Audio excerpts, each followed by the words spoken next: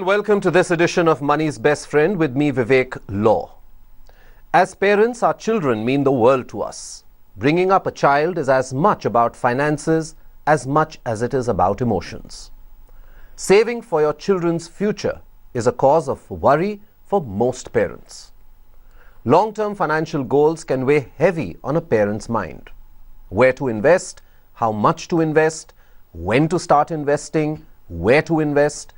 On this edition of Money's Best Friend, we take you through all that you need to know about planning for a secure future for your child.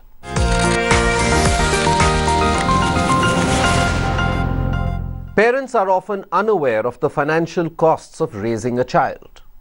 More often than not, most of us are overwhelmed with the amount of planning that is required. Alongside the pocket money and school trips, there are long-term costs like funding for university, buying their first car or paying for their wedding. A report on the steps involved in saving for your children will hopefully make the whole process a lot less intimidating.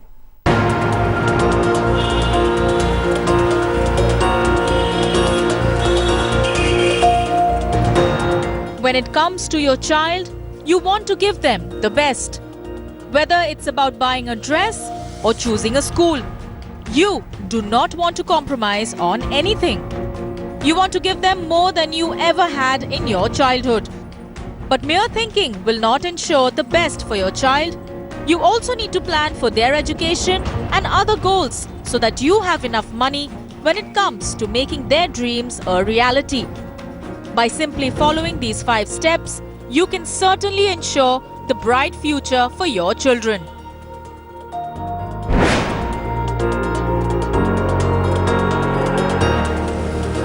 You first need to understand when you would need that money.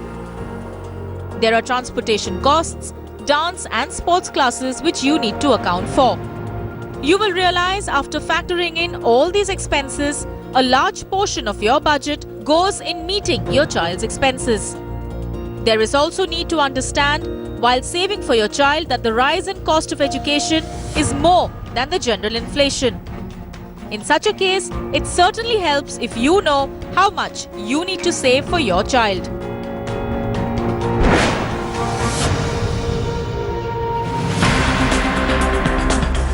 What if something happens to you? Who will put your children through school?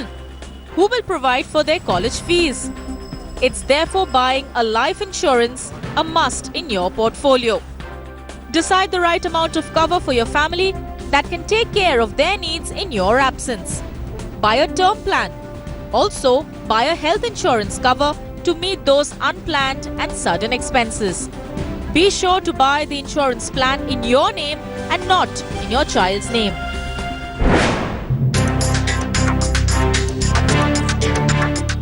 Don't delay. Start investing for your child as soon as possible. The longer you have the time, the more you can save. Invest in equities and PPFs to cash in on long-term benefits of investment. An early start will give you space to start saving for other goals such as retirement.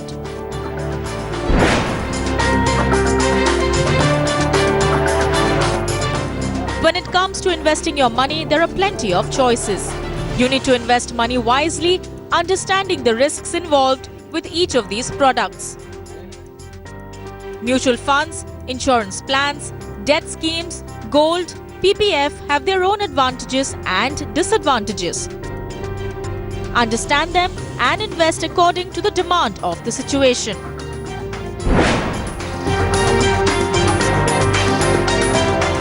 Children above the age of 10 can manage their own accounts. Open a minor's account to inculcate financial freedom in your children. Minor-operated accounts can be managed independently without supervision of parents. They are authorized to sign checks and even transfer funds online. It's good to teach children basics of finance as early as possible. This way, they would learn how money grows at an early age. So with the help of these guidelines, saving for your child's future is hopefully not as stressful. To discuss more on how you can plan your finances for your children, we have Anil Chopra, Group CEO and Director at Bajaj Capital, now joining me. Thanks very much, Mr. Chopra, for coming by. This is actually a very big issue, isn't it? In fact, if you really see the trend, earlier people only started thinking about planning for their future, financial planning, when the first child arrived. Of course, today you have more younger people who begin to start planning even at the ages of early 20s. But it still is a turning point for most people that once the child comes into the family, you begin to start already worrying that how do I kind of plan for the future. So if you could give us a few easy steps to be kept in mind on how a parent can start investing. Sure, Vivek. So you said it rightly that it's a recent trend of last 5 years or so. The awareness about the need to start saving early for your children's future education is catching up with the young parents now. And the current society has two parents, two incomes and one kid. That's the mostly in the new households, you will find that both husband and wife are working and they have only one child, and still their only important goal in life is to give the best education to their one child. And they start dreaming, planning for it even before the child has arrived. So much so is the importance of the planning for children education. And the options are far too many now. You could dream for your child to be a surgeon, or a leading advocate, or even studying in Harvard 15 to 18 years from now. So, and everything costs differently. So first you need to decide as to what kind of education you want to give to your child, and if your child were to take that education today, how much will that cost? It's very important to do this financial calculation on a sheet of paper with a calculator. If today's MBA which you wish to give to your child costs 15 lakhs of rupees, maybe 18 years from now when he's ready might cost you 50 lakhs. And that is because of the inflation factor, and particularly education inflation. The normal inflation that we see on a day-to-day life, what we call the consumer price index, may be rising at about 7-8%. But when it comes to education inflation, that is much higher. That is about 10 to 12%. If we compare the fees that is being paid or collected today by good MBA institutes and what it was about 8 to 10 years ago, then we'll find the education inflation is much higher than the normal inflation. So if you keep that in account and then start planning for your children's education, you arrive at a year in which your child would need the money, which could be say 2030 or 2032, and the amount which will be required after factoring in the inflation. Then you work backward to calculate as to how much you need to save today. Start saving every month, and you would find that invariably there is no option left other than investing your money in a good equity mutual fund scheme, because the education inflation is high. So you can't take a chance by leaving your money in a bank deposit or in a PPF which doesn't even beat inflation. So it's very important that you opt for a scheme where the returns expectations are higher than the inflation. So if inflation is going to be 10%, returns have to be 12 to 15% in order to beat that. So it's important that you build a portfolio comprising of some large cap equity funds, some mid cap equity funds, and maybe a flexi cap thrown in between. And another important thing is that as you are building your corpus and planning for your children's education in future, couple of years before the goal is to arrive, you must start shifting back your corpus back into the safe options of debt funds, so that you're not taken by surprise if there is a sharp correction in equity markets just at the time when your child is ready for education. How important is it to segregate this portfolio from your overall portfolio? Yes. I might build a portfolio for my long-term wealth building, but when it comes to doing the child related planning, is it important that you create a certain account or you create a certain scheme, buy it and keep it separately for only this goal, or should it be part of your overall wealth building goal? Well, like I mentioned, Vivek, earlier, this goal is most close to the hearts of the parents, even more than their own retirement, because they feel this is the best investment that they can make in their own child's education. Sure. So they are not shy of putting any amount at stake. And they feel that once their child gets the best of the education and he has a rollicking start to the career, then their own retirement will be well taken care of. So to answer your question, I would say that your normal public provident funds or employees provident fund, etc., should be good enough to take care of your retirement. But when it comes to your children's future education planning, then you must earmark each of your investments specifically linked to that goal. So for example, if you have 2 children and say one 5 and another 3, and you are building a corpus to take care of education of both of them, then whatever mutual fund SIPs you are starting, you must associate or notate that this particular SIP of 8,000 rupees a month, split into 2 different schemes, one large cap, one mid cap, is for higher education of my elder son Ankit, and the other 2 SIPs in different schemes are for my younger son or younger daughter. So it's important that they become sacrosanct, that you do not think of using these funds for any other goal or any other emergency which may come up in your life. And they should only be used for the goal for which you started planning for them. So this is important that your other investments like planning for your own retirement, etc., through PPF or through other real estate, etc., are kept separately from this important goal of education planning. And when we talk of, you made the number of 50 lakh, even if you take a range of between 50 lakh to a crore, which you may need 20 years from now, given the costs of higher education and the way they're rising, how much do you think should a person be putting aside? I know it's impossible to predict which way the markets are going to go, but if we go back into history, take a 15-20 year kind of a period, how much would be a good number to start with for young parents? Yes, it's a very important question, but first, before I answer that, it's important to understand that we must start saving early. So not that when the child is already 7 years or 11 years, because then very less time is left. Sometimes we get queries from clients that they say that my son is 15 and he would be needing a lot of money for his higher education when he's 18. It's too short a period, to plan for a higher amount. So earlier you start. So even if you start when the child is 1 or 2, at max you have 15 to 18 years. You don't have 20-25 years. So to get back to a large amount in another 15 to 18 years, one needs to invest in the range of 8,000 to 12,000 rupees to reach anywhere between 50 lakhs to 70 lakhs by the time the child is ready for his higher education.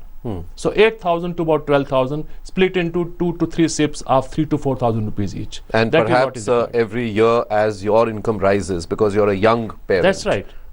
As your income rises, keep adding more. Yes, and Vivek, that brings me to another point.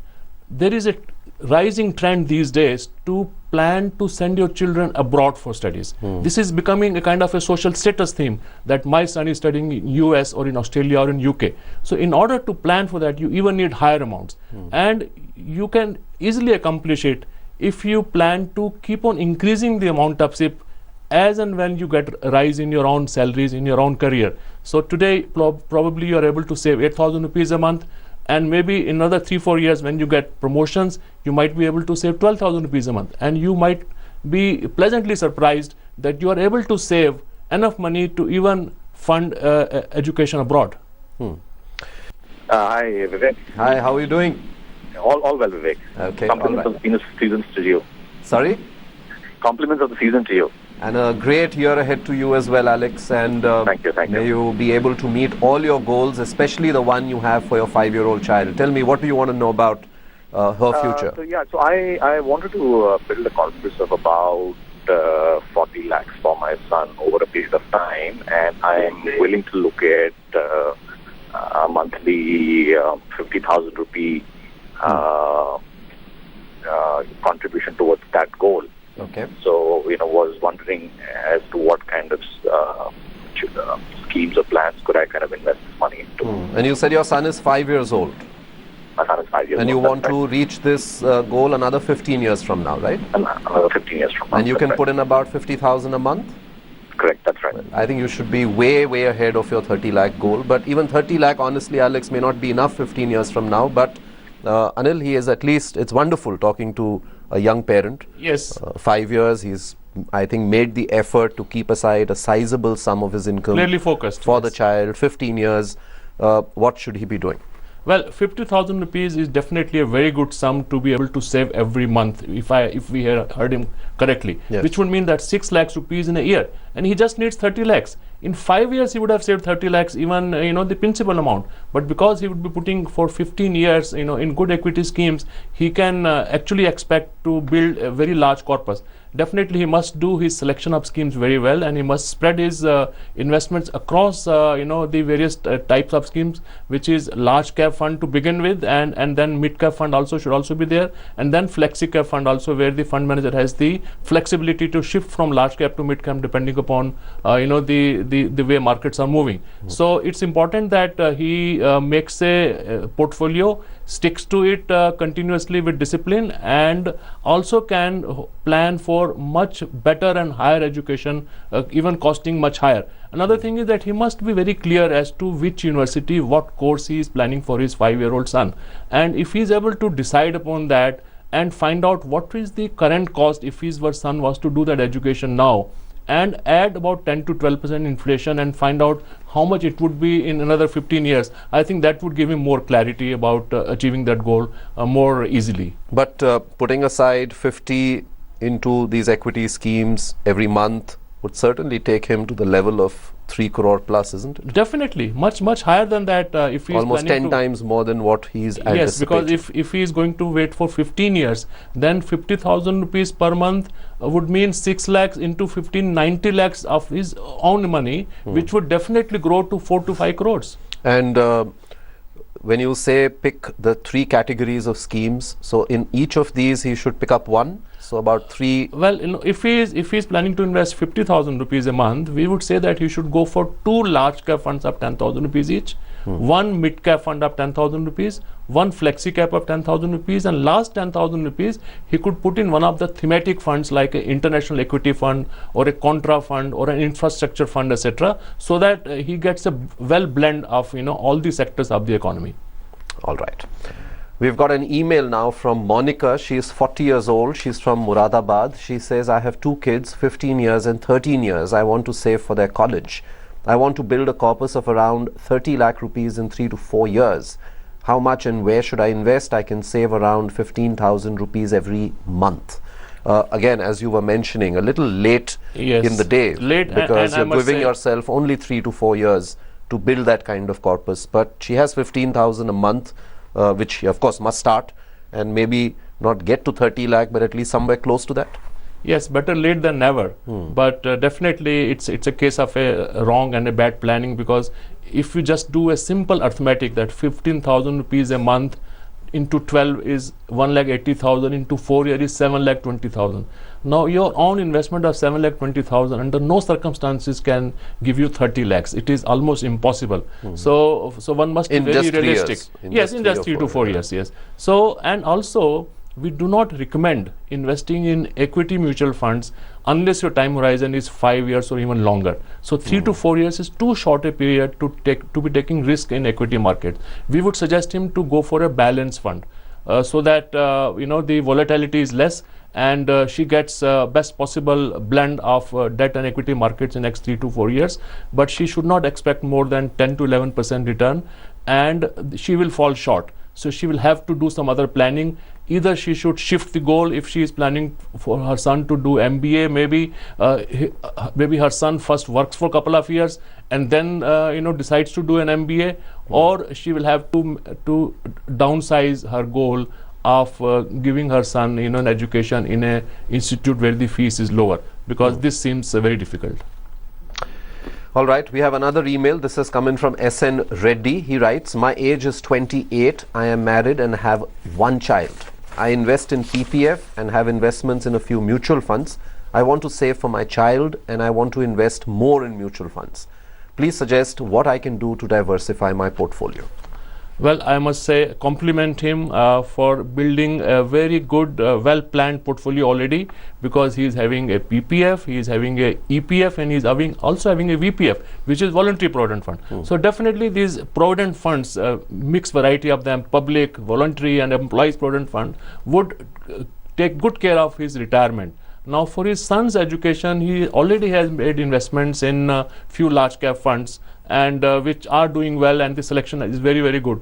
Now what is needed is to give more balance to his portfolio. He needs to add couple of mid-cap funds. So he must consult his financial planner or do some research on some good websites and start fresh mutual fund SIPs of 5 to 8,000 rupees in some mid-cap funds, so that his portfolio becomes more balanced and more healthy, and he is definitely on course of achieving all his dreams very well, because he will definitely continue to rise in his own life, and he will have more surpluses which he can continue to allocate higher amounts, whether he allocates some amounts to PF or he allocates more amounts to equity. So he is definitely on course of achieving all his goals very comfortably.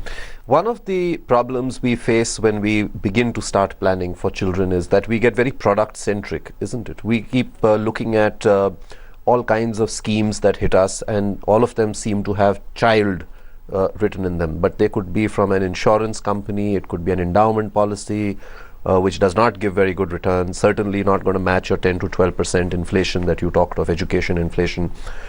You have some mutual funds that offer such schemes, you have ULIPs which have such schemes.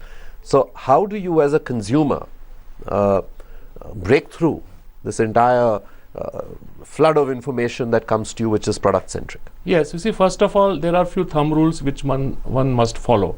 One is that not necessarily that any scheme which has a child mentioned in the name itself would be the most ideal or the best possible option. One needs to study the features. Like you mentioned, all the traditional plans or the endowment plans of life insurance companies give you only the debt kind of returns, which cannot help you create wealth over a longer period. They are good only for giving you protection.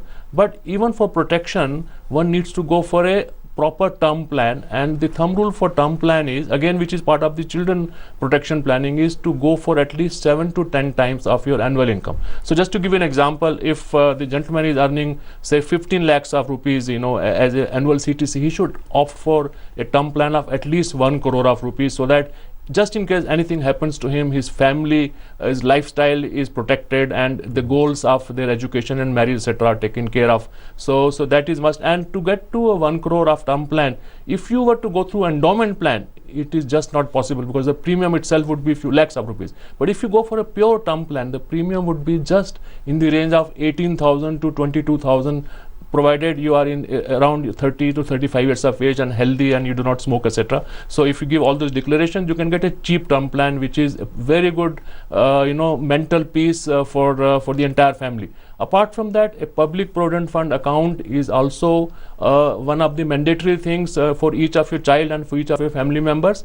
Again, for lending the balance to overall portfolio. You should not put all your eggs in one basket, which is that don't put all your money only into equity mutual fund schemes, because at times that may be more risky. And then rest of your savings should go into a well balanced mutual fund SIP portfolio, where you should do a careful selection of a couple of large cap funds and 1 or 2 mid cap funds, and then followed by flexi cap fund or a value style fund, etc. So if you build your portfolio, you have a term plan, you have few good well selected mutual fund SIPs, and you also have your public provident fund or employee provident fund, etc. I think you are on your course of not only creating wealth but leading a good socially responsible life. Thank you very much, Mr. Chopra, for coming by and sharing your perspective with our viewers. All right, it's time to wrap up this edition of Money's Best Friend. Remember that having a plan will only give you the best results. However, sooner is always better than later. So whether your child is 1 month old or 15 years old, start planning today. If you have any queries related to equity, mutual funds, insurance, real estate, gold, then do write into us at moneysbestfriend@aajtak.com. And have a lovely weekend.